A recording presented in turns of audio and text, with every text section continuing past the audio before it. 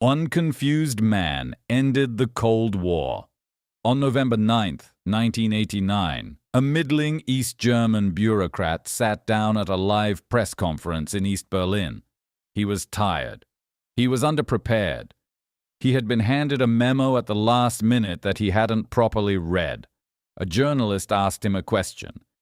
He gave the wrong answer. And that is why the Berlin Wall no longer exists. His name was Günter Schabowski.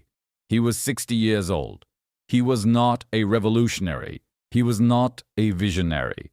He was a party spokesman who had missed the most important meeting of his career and was now winging it in front of international cameras. And he accidentally ended the Cold War. Let's back up.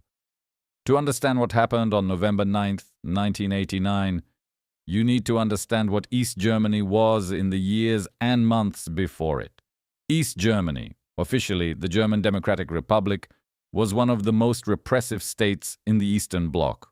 The Stasi, its secret police, was arguably the most comprehensive surveillance apparatus ever built.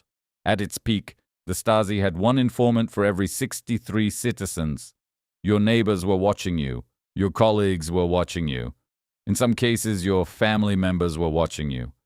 And over all of it stood the Berlin Wall. The wall had been built in 1961, overnight, to stop the flood of East Germans leaving for the West. Before the wall went up, 3.5 million people had already left.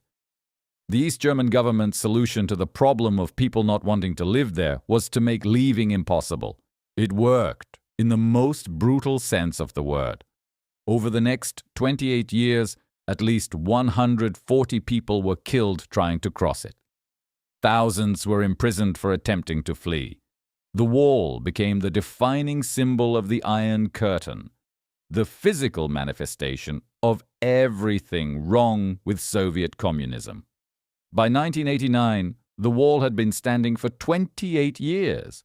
Most East Germans had grown up with it. It seemed permanent, immovable, a fact of life. And then everything started moving very fast.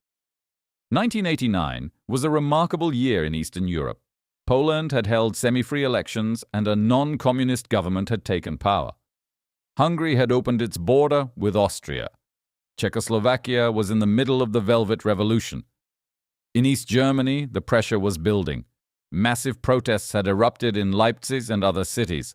Hundreds of thousands of people were in the streets demanding reform. The government was paralyzed, unable to decide whether to crack down or give in. And people were leaving, not over the wall, through Hungary, which had opened its border. Tens of thousands of East Germans were driving to Hungary and crossing into Austria and never coming back. The East German government, in a desperate attempt to relieve pressure, had drafted new travel regulations. The idea was to create a formal process for East Germans to apply for exit visas, giving people a legal way to leave temporarily to reduce the pressure on the government without actually opening the borders. The regulations were supposed to be announced carefully, with clear instructions to border guards about how to implement them, with a specific start date that would give time for everything to be organized. The regulations were not supposed to come into effect immediately. This is where Günter Schabowski comes in. Schabowski was a member of the East German Politburo, the ruling council. On November 9th, 1989, the Politburo met to discuss the new travel regulations. Schabowski was late to the meeting. He arrived after the key decisions had been made. Before the meeting ended, Politburo Chief Egon Krenz handed Schabowski a note containing the new regulations and told him to announce them at the press conference he was about to give.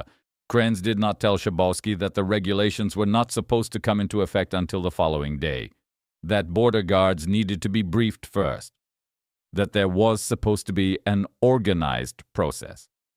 Schabowski took the note, went to the press conference, and sat down in front of dozens of international journalists and cameras. He announced various things. The press conference went on. And then, near the end, an Italian journalist named Riccardo Erman asked about the new travel regulations. Schabowski shuffled through his papers. He read out the key points. East Germans would be able to apply for exit visas. Travel would be permitted. And then Ehrman asked, "When does this come into effect?" Schabowski looked at his papers. There was no specified delay written on the note Krentz had given him. He paused. He shuffled his papers again. And then he said, in a phrase that would change history, "Immediately, without delay." The room exploded. Journalists were running out to file their stories. West German television broke into its programming. East Germans watching TV heard the news and could not believe it. The Berlin Wall was open. Except it wasn't. Nobody had told the border guards. The guards at the checkpoints had received no instructions, no briefing, nothing. They called their superiors. Their superiors called their superiors. Nobody knew what was happening or what to do, and meanwhile, thousands of East Germans were heading to the checkpoints. The crowds grew and grew. Border guards, outnumbered and with no instructions and no willingness to open fire on thousands of their own citizens, made individual decisions. At the Bornholmer Street checkpoint, a guard commander named Harald Jäger watched the crowd grow to thousands of people. He called his superiors repeatedly. Nobody gave him a clear order. At 11:30 p.m., Jäger made a decision. He opened the gate. People flooded through. They embraced West Germans on the other side. They climbed on top of the wall and began tearing pieces off with hammers. By midnight, the Berlin Wall, which had stood for 28 years, which had divided a city and a country and a continent, which had become the most potent symbol of the Cold War, was effectively over. Because a tired bureaucrat hadn't read his memo properly. Because a journalist asked the right question at the right time. Because a border guard, faced with thousands of people and no instructions, chose to open a gate rather than give an order to fire.